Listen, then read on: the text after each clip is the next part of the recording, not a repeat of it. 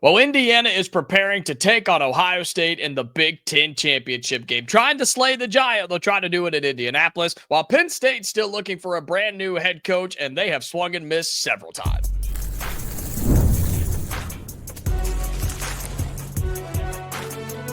You are Locked On College Crossover, part of the Locked On Podcast Network. Your team every day.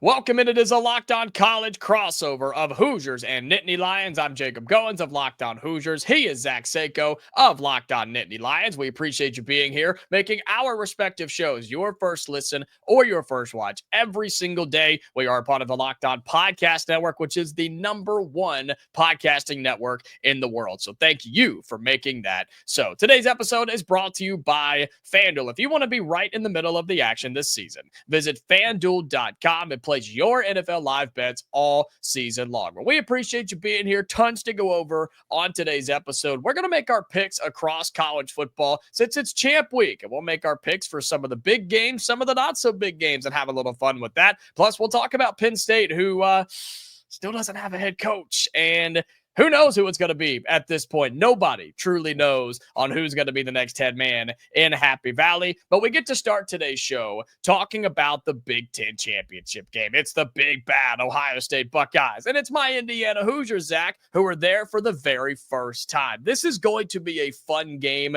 regardless if you cheer for the Hoosiers or the Buckeyes or not. And it's the #1 and #2 teams in college football. It's going to be awesome.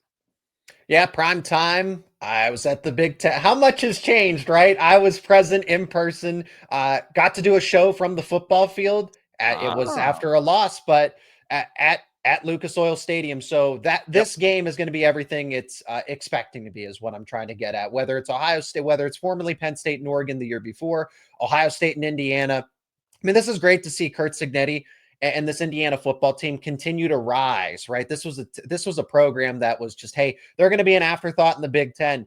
But no, you make a splash higher, which is exactly what Penn State's going for. They see that, hey, Indiana, if they change coaches, look what can happen in such a short amount of time. Yes. You're literally in the Big Ten championship. I mean, this is a major, even if the Hoosiers come up short, they got into the Big Ten championship. People recognize them as a legitimate football team. Like, there's brand power with all of this, and you're going to be in the college football playoff, and no shorter than a home football game. You can either get the bye or a home football game there, and we'll see, right? Indiana still might be in the top 4, even with a loss to Ohio State. So this has just been a phenomenal season. And I like the way that you'll clear me up on the health report, but I do like the way, if Indiana is healthy across the board, I like the way they match up with Ohio State. Yeah, well, that's something that is important here for Indiana and Ohio State. We're trying to figure out, and they very well could be game time decisions on, funny enough, it's the receiver position for both teams, right? We saw Jeremiah Smith and Carnell Tate play for Ohio State against Michigan. We saw Elijah Surratt, Indiana's #1 receiver, play against Purdue last week. They all looked pretty good. Everybody looked pretty healthy, but those were also games that weren't particularly close when the final buzzer sounded. And so how much will those guys play? How much effort will they give? I'm not saying that they won't give effort, but in terms of in a game that is important, but doesn't matter on the grand scheme of things, right? How much will they put into this? We'll see how that goes. But yeah, for Indiana, the latest is that everybody's healthy. Everybody's good to go. It's taken a while, defensively especially. You had to get healthy on the defensive line. You had a couple secondary guys get banged up. Aiden Fisher, your All-American linebacker, was struggling through some injuries, but he's been back in the fold the last couple of games. And so, no, I think for Indiana, health should not be a concern. You feel good about Fernando Mendoza. You feel good about your receivers. O-line has been questionable, but for the most part, you're good to go there. Running backs are good. And so I don't see health being an issue, at least going into this game for either teams. Now, obviously, injuries happen, and you can't do anything about it but adjust and go to the next guy up. But I think both teams will be at full strength, at least as much as they can be. in the middle of December for college football, which should lead to a really fun matchup where the betting line has moved between 4 and 6 points basically all week, Zach. And that seems to be about right. I mean, if Ohio State wins, you expect it to be right around 6 or 7 points. If Indiana wins, it'll be close, I think. And I like Indiana to win this game. We'll talk more about it later, but I think Indiana has every chance to win this game, and you are a team that has seen both Indiana and Ohio State, so maybe a little insight on your prediction for the Big Ten championship game. Obviously, I've seen a better Ohio State performance than Indiana, right? And especially up close and personal. Penn State had them on the ropes. That was a scary situation. You and I were going back and forth in the middle of the game, but ultimately Indiana prevailed because they were the better team. But they're also that's what playoff teams do, is they win in those kinds of moments, even with an upset hungry type of Penn State team that's looking to rally and just looking to fight for the sake of fighting. So I commend that, and that's a road game too. That one's at Beaver Stadium. That one was in Columbus. Yep. So what I liked about Ohio State is I do think they've kind of held back another gear, and that was similar to last season, where as the 8th seed, they just look like a completely different ball team. Yeah. They just ascended to another level. And if I'm Indiana, that's my concern, is that Ohio State was holding back. They were working on some things. They were saving some plays, or just for the sake of it. Julian Sayin still a first-time starting quarterback. Bo Jackson, the running back. Jeremiah Smith, Carnell Tate. All those guys are still relatively young football players. They're only going to get better. Same thing with the defense. They're mostly first-time starters. So this is when they're going to be peaking. You haven't seen the best of Ohio State just yet. And the Michigan game was kind of telling, because I thought that you and I kind of agreed that, hey, we think this one's going to be close. It's a mental thing. No, Ohio State just got everything going. The ground game, whatever they needed, it worked. That was a dominant victory. But I still like the way that Indiana matches up. Coaching's going to be huge. I think this is the best team that Ohio State has faced all season, and it's not close. Even with Texas starting to find some rhythm later on in the season here. Ohio State playing against Indiana, that's the best competition they're going to face, the best ground game, best opposing quarterback, best wide receiver core, and I hope I'm not missing anybody that they played over the schedule there. But it objectively, Indiana checks so many boxes that Ohio State hasn't seen this season, and I think that's what Indiana has going for them. But funny enough, right, that kind of plays into Indiana's favor too, because, or I guess even more so, because Indiana has played tough games. The road game at Iowa was tough. I know Iowa and Ohio State are not on the same caliber, but that's a tough road game. That was a tough environment. Yes. Indiana did not play well, and they found a way to win. You go on the road to Eugene, to the 3rd-ranked team in the country, and beat the Ducks by 10. That's a tough game. You go on the road to Happy Valley and take on a talented Penn State team. Did not play well, and you still pull off the win. I think those things, Zach, give Indiana an advantage in this game that Ohio State doesn't have. But they also, you're battle tested, at least in this season. But Ryan Day and Ohio State as a program are battle tested over several years. But how much of that bleeds into what's going to happen inside of Lucas Oil Stadium on Saturday night, I don't know. But when you start talking matchups and things, and look, you've got 2 of the 3 betting favorites for the Heisman Trophy going at it at quarterback. Could you ask for anything else? Yeah. Could you ask for anything better with Fernando Mendoza, the betting favorite on one side, and Julian Sayin, who's right there behind him on the other side? 2 of the best quarterbacks in the nation, 2 of the best teams in the nation, in a game that is important, but doesn't have the oomph that it normally does or would have in the past because of expanded college football playoff. Yeah. But I think Indiana's going to give it everything they've got. This is the Hoosiers' first time ever being here in the Big Ten championship game. Just another night for Ohio State. Do they act that way, or do they give it everything they've got? Because I think Curt Cignetti will. I think Indiana will, and they will play and be right there with the Buckeyes the entire time. And I know we're going to make predictions on these games coming up in our final segment of today's show, but people don't need to write this Indiana team off. And for the first time this season, I don't feel like they are. I think most people are picking Ohio State, but I don't see a ton of people, Zach, and maybe you've seen differently, saying, Ohio State by 40. Did you see what happened last year? Yeah, Ohio State by 50. Indiana's terrible. Indiana's bad. That's Indiana. Get over yourself. I haven't seen as much of that this year, and I think that's because people respect IU. For me, it's going to be dependent on one matchup, and it's limiting Ohio State's passing attack. It's efficient as anything. Julian Sayin's completing nearly 80% of his passes. Yep. He's only been sacked 6 times this season. For Ohio State, I still want to see the run game evolve. But if you contain the passing attack, and Ohio State does have to turn to a ground attack that I'm still not overly confident in, right? That's one of the position groups where I say Ohio State, hey, maybe this might be their best version of football here as we get into the later part of the season. It's because Ohio State's ground game has not been tested. And they also haven't, even against Michigan, right? They can't throw the football. So you can sell out for the run. What happens when you faced a balanced team that can mix it up? Okay. So Indiana by proxy is going to have a much better ground game because they can beat you through the air. So this is why this game is give or take a 4-point. Maybe it gets to that key number of 3.5. I'm eager to see that, but Indiana should not be an afterthought in this game. This will be a 1-score game no matter what. It's the Hoosiers and the Buckeyes in the Big Ten championship game coming up on Saturday night in downtown Indianapolis. It should be one of the all-time greatest games that we've ever seen, and it's one of the biggest games that Indiana has ever played in as well. But a team that's played in a lot of big games is Penn State. They haven't been in one in a while, but they got to worry about a head coach first. And who is it going to be? We literally have no idea. We'll talk about that coming up next on this Locked On crossover of Hoosiers and Nittany Lions. And this episode is brought to you by Aura Frames. The holidays are officially here, which means gift hunting season is on. And if you want something meaningful, personal, and guaranteed to get a reaction, Aura Frames is the gift that delivers every single time.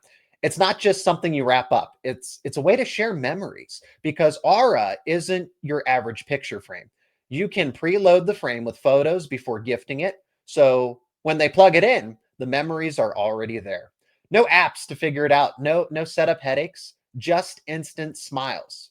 Grandparents, parents, newlyweds, anyone who loves photos, this is the perfect gift for. Endless uploads of pictures and 30-second videos through the Aura app. You can add personalized messages right inside the frame, so the gift feels thoughtful the moment it's open. For a limited time, save on the perfect gift by visiting auraframes.com to get $35 off Aura's best-selling Carver matte frames, named #1 by Wirecutter, by using promo code COLLEGE at checkout. That's promo code COLLEGE at checkout over at auraframes.com. Promo code COLLEGE. The deal is exclusive to listeners, and frames sell out fast. So order yours now to get them in time for the holidays. Support the show by mentioning us at checkout. Terms and conditions apply.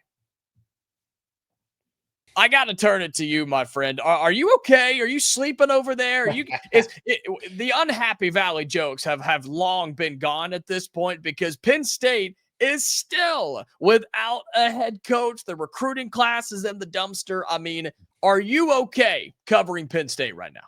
Well, thanks for the friendly reminder, right? About how everything's just going swimmingly. I've never been busier. I'm constantly I'm trying to keep up. Everything changes. Here's the thing, though. As we sit here and record this show, people better follow up with the next show because information is going to be completely different or completely brand new, depending on what direction that Penn State goes in. So, at the latest update, Brian Daboll and Terry Smith are the leading candidates. At least that's how it looked. But then, hey, Penn State doesn't have to rush this anymore. It was different when at National Signing Day, you want to have a coach in place, see if you can get some of their recruits from their respective class. That's why Kalani Sitake or anybody that was a sitting head coach in college football, you want to try to get them because then you just carry over their recruiting class like James Franklin did over at Virginia Tech, right? Great move. Yeah. Hindsight's 2020, right? Yeah. No, I digress from that. I still agree with the Franklin firing. What I don't agree is the hiring replacement process. Okay. So Brian Daboll, the ex-New York Giants head coach, and Terry Smith, the interim head coach, are these supposed leaders. But Penn State is opening this back up to start over in a sense. So are they going to go after? Yeah, start over. Are they going to go after Iowa State's Matt Campbell? Wow. Are they going to go after Manny Diaz, who was a former Penn State defensive coordinator, now the head coach at Duke? Mhm. I've heard if you look, see, there are national reporters like Tim Brando, for example, over at CBS, alluding to the fact that hey, things still aren't comfortable in Tuscaloosa with Kalen DeBoer in Alabama. Is Penn State trying to wait that out after championship weekend? Here we go again, right? I was given Oh, boy. I was given a piece of advice: believe nothing and consider everything. So let's consider everything here. Here's what I will say: Penn State can start over because they got nothing to lose at this point. You missed out on all your big name candidates, the elite of elite names: Marcus Freeman, Mike Elko, just name them all. Kurt Signetti, right over at Indiana. You're Uh, welcome. but yeah, it's you're welcome, actually, Kurt Signetti. Yes, thank you. Yeah. But then Penn State, it was also a double-ended sword because they missed out on the candidates that still had high upside. But they were so preoccupied with the candidates that were more than likely not to leave that they missed the ones that would be genuinely interested. Brian Hartline, offensive coordinator at Ohio State, now at South Florida. Will Stein, offensive coordinator at Oregon, now at Kentucky. So he's an SEC caliber head coach, right? Someone like Bob Chesney, who has Pennsylvania connections, is going to be in the Big Ten, not at Penn State, but UCLA, right? Still got to get used to the conference realignment. But Big that's what I Ten, mean. kinda. Yeah. But that's what I mean. Penn State was swinging for the fences, at the same time missed all the doubles and triples that could have turned into inside the park home runs if you were willing to wait through the rocky seasons right out of the gate with Hartline, Stein, or Chesney, because I think they have tons of upside and potential. So here we are: Brian Daboll, Terry Smith, potentially Matt Campbell, Manny Diaz, and we'll see how it goes from there.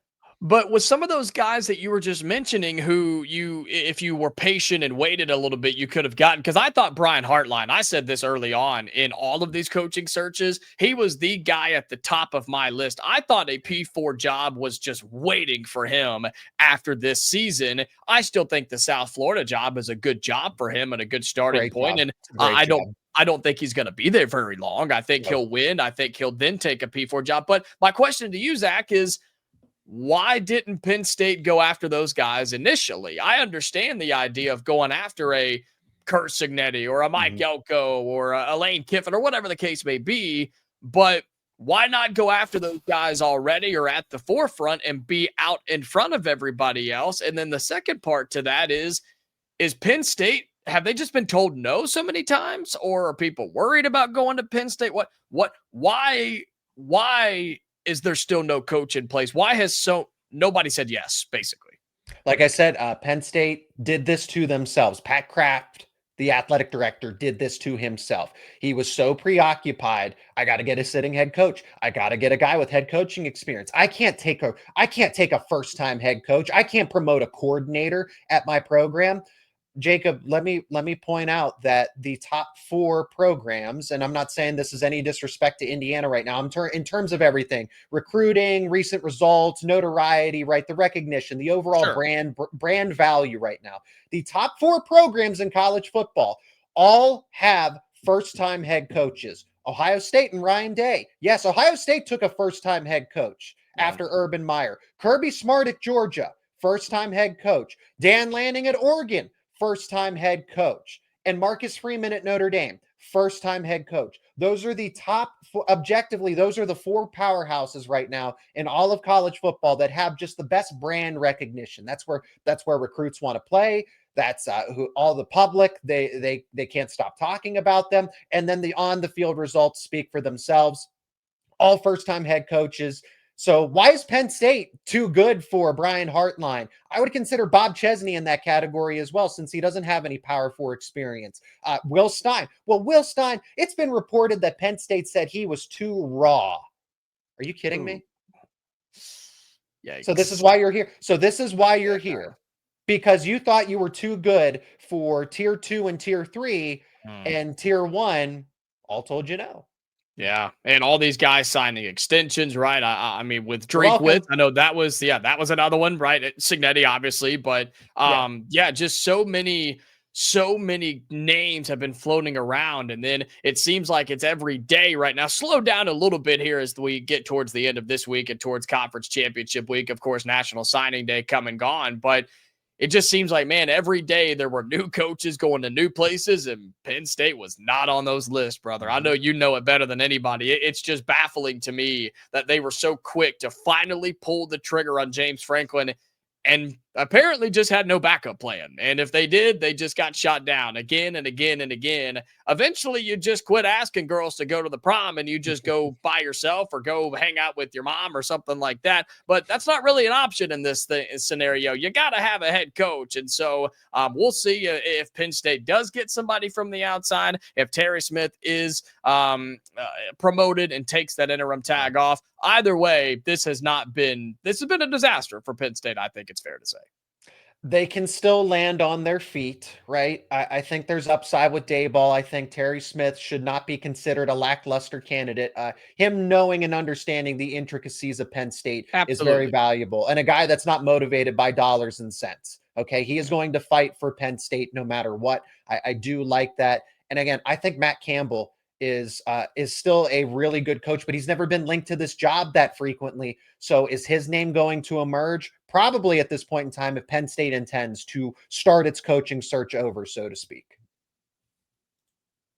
Today's episode on this Locked On crossover is brought to you by FanDuel. NFL Sundays move fast. One big play and suddenly everything feels different. That's what makes live betting with FanDuel so exciting. You're not just watching the game, you're reacting to it in real time. With FanDuel, you can place bets as the action unfolds. Every drive, every momentum swing, every highlight moment. And we will probably see a lot of those in the Big Ten championship game this weekend, where Indiana is a 4.5-point underdog as of right now to the Ohio State Buckeyes. How much will that move by the time game time gets here? We will see. But then during the game, if Indiana scores first, if Ohio State scores first, if somebody goes up by double digits or there's a turnover, those are all the things you can get involved with using FanDuel. Live betting is best when the game starts to shift, when that receiver gets hot, a defense tightens up, or the momentum flips after a turnover. That is what makes it so much fun. So if you want to be right in the middle of the action this season and on Saturday for the Big Ten championship game, visit FanDuel.com and place your NFL live bets all season long. FanDuel, the game moves fast, and so can you.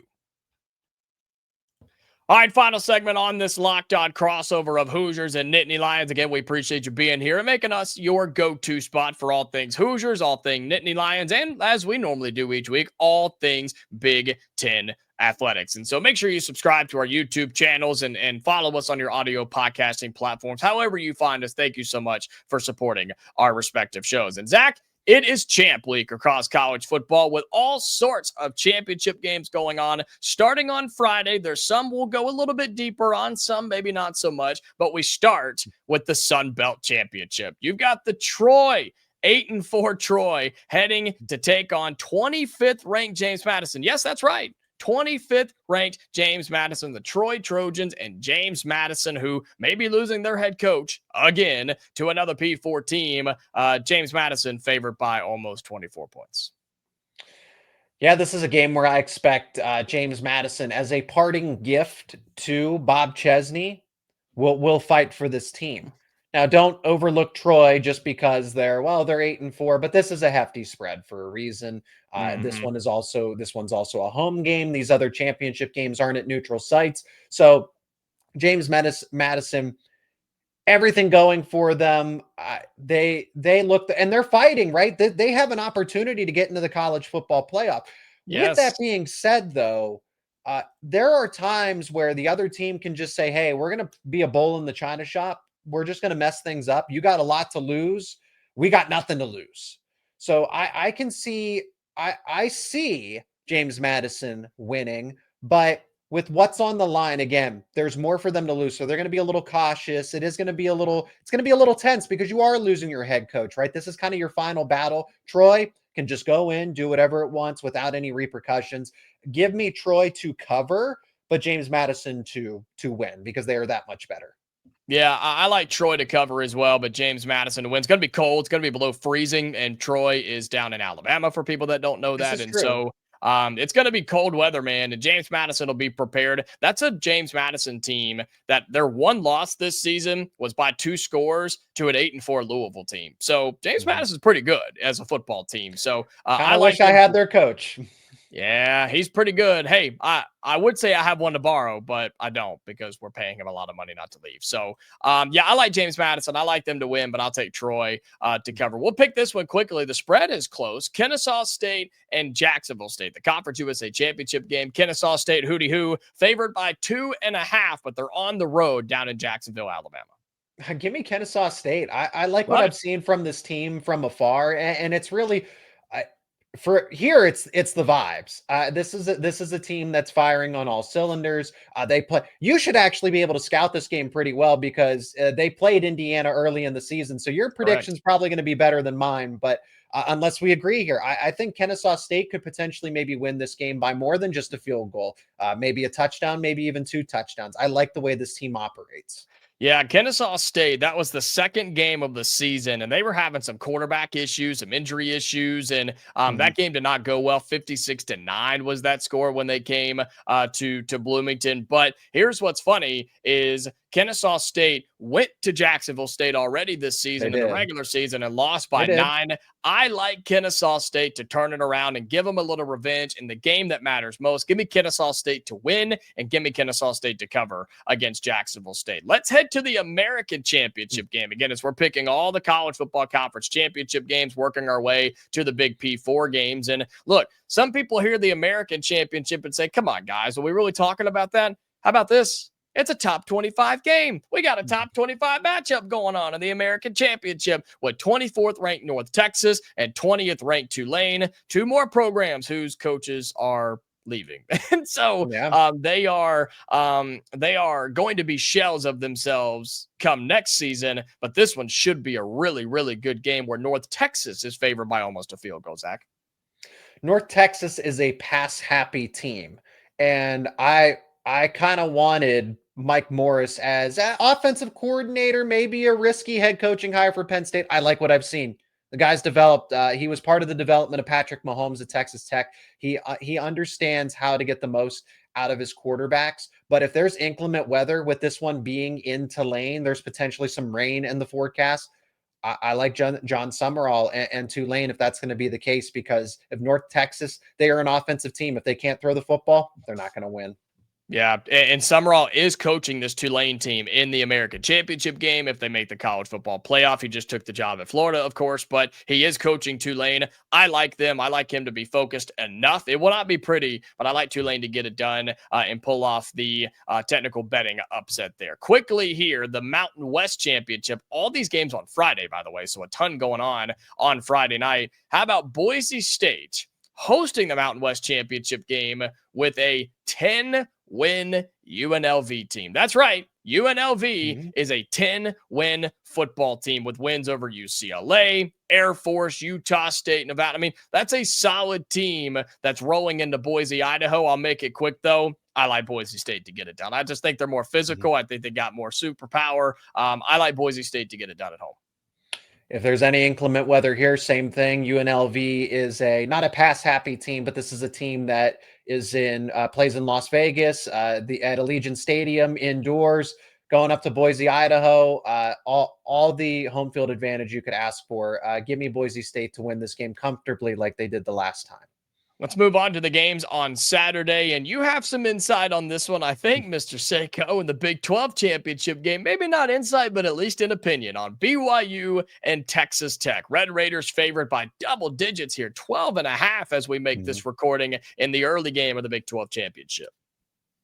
Yeah, BYU is probably going to be all fired up since Satake is going to stay with them, and it seems to be so. There's going to be a motivational factor here. They also have more to play for in the sense that they get into the playoff. It's not a guarantee if they lose. So I just like the motivational factor and the feel good story of your coach entertained some jobs and he ended up returning and staying home to Penn State's demise. But give me BYU to at the very least cover with if any team's going to upset anybody this weekend, I'm picking BYU. Yeah, I like that BYU team and the video that they put out when Satake came out to the team after practice and said, hey, I know it's been in the news. I know we talked about it, but I'm not going anywhere. And they all just went crazy. That was really cool to see. I know Penn State fans probably weren't happy about it, but I thought it was cool from a college football perspective. And so, great. Given all that, the story is cute, but Texas Tech is legit. They are ranked fourth for a reason. They are a hard-hitting football team. And, man, when they get the offense rolling, nobody can stop them. They've put up 40 or more points in 4 of their last 5 games. I think they could do it again here in this one. Give me Texas Tech to win. I'm not taking them to cover a double-digit spread, but I like them to win and win going away. No disrespect to the MAC, but we do have to hustle here, so we'll jump over that one and keep it in the P4. Let's jump down to the ACC championship game quickly. Duke and Virginia, probably the least exciting of the P4 conference championship games, and maybe even below, maybe even below some other games as well. I'll take Virginia, but I don't feel good about it. That's interesting because I think this spread being 3.5, give or take, a field goal spread is interesting. Duke's 7-5. Yeah. What are the odds makers know that we don't? Virginia has won every game you asked it to. But Duke probably, again, coming in upset minded, not a lot to, not a lot on the line for them. But Virginia, college football playoff appearance, right? Give me Virginia to win. But like you said, I don't feel good about it, even though they beat Duke pretty handedly the first time around. It's just different when you got nothing on the line. So you can just try to go bully them because there's no consequences. So Duke could upset them here. Okay, we'll see what happens. That's the late game. That one happening at the exact same time as the Big Ten championship game. We'll get to that one in just a moment. SEC championship happening in Atlanta at Mercedes-Benz Stadium. 3rd-ranked Georgia, 9th-ranked Alabama. Both teams have a lot to play for, but both teams also have a lot to lose as well, which has been a big discussion on my show in particular. Some people aren't happy about that idea, but I think it's legitimate. If Georgia loses, they could fall out of the top 4. If Alabama loses, they could fall out of the college football playoff. Zach, who do you have? Georgia favored by almost a field goal. I'll tell you who I'm rooting for. I'm rooting for Georgia, and I'm rooting for Georgia to blow out the Crimson Tide. I hope that Kalen DeBoer and Alabama do not show up at Mercedes-Benz Stadium. So this is, but objectively speaking, Alabama, they beat them again. It seems like Kalen DeBoer just has upside over Kirby Smart when these two teams meet. But I got to imagine that at some point Kirby Smart is going to, kind of right the wrongs of those previous meetings. Give me Georgia in this game, in a close one, though. And we'll see. If everyone's saying things aren't great in Tuscaloosa, maybe Alabama's distracted in this game against a better team. Not just Auburn this time, even though it's a rivalry game, an actual competent team. A wishful pick by Mr. Zach Seyko taking the Georgia Bulldogs. I am going the other way. I'm going to go with Alabama because while Georgia is very good, Kirby Smart is the better coach. Georgia has been playing with fire all season long with slow starts and then picking it up and coming back in the second half. And I think Alabama feeds off that Iron Bowl win last week. I think they come in guns a-blazing. And I think Alabama, they've beaten Georgia before, but it hasn't happened often. I think they do it here. I think Alabama rolls. Give me Alabama to take down Georgia in the SEC championship game. And then we get to the biggest one of them all. It's number 1 Ohio State and number 2 Indiana in the Big Ten championship game on Saturday night in Lucas Oil Stadium. We talked a lot about it earlier, so we'll make our picks here quickly, Zach. I think Indiana gets it done. I like 31-28. That's the score I've had in my head all week. That's the one I've stuck with all week long, and I'm not changing it now. I think Indiana forces a couple of turnovers. I think they convert on those turnovers, and I think they're able to slow down the Ohio State offense and not get beat deep very often, and I think they're able to get the biggest win in program history, and I think they take down the Buckeyes 31-28 on Saturday night in the Big Ten championship game. Home field advantage, right? I hope in this case. I hope so. So that's why I say that number is going to be key, because I do think this is a field goal game one way or another. Ohio State, I do think there is another gear to them, and I wonder if we're going to see that this weekend. So I am going to go Ohio State to win, but until that number gets to 3.5 or whatever, it's a field goal game in my mind. Give me something 27-24. Ohio State wins. There's a lot of storylines and a lot of news going on around the Big Ten, college football, and a whole lot more. And both of us have you covered on this weekly show, talking all things Big Ten, and of course on our daily shows as Zach Seyko. He talks all things Penn State on Locked On Nittany Lions. I'm Jacob Goins, talking all things Indiana with Locked on Hoosiers. Make sure you subscribe to our YouTube channels. Follow us on your audio podcasting platforms as we post daily episodes for you Monday through Friday, breaking news episodes, live episodes, you name it, we got it. There's a reason we're a part of the #1 podcast network. It's because we bring you the most coverage than anybody. So be sure you do those things, and we are back for normal episodes on our channels the next time. So to Nittany Lion and Hoosier fans, stay safe, and we'll talk to you later.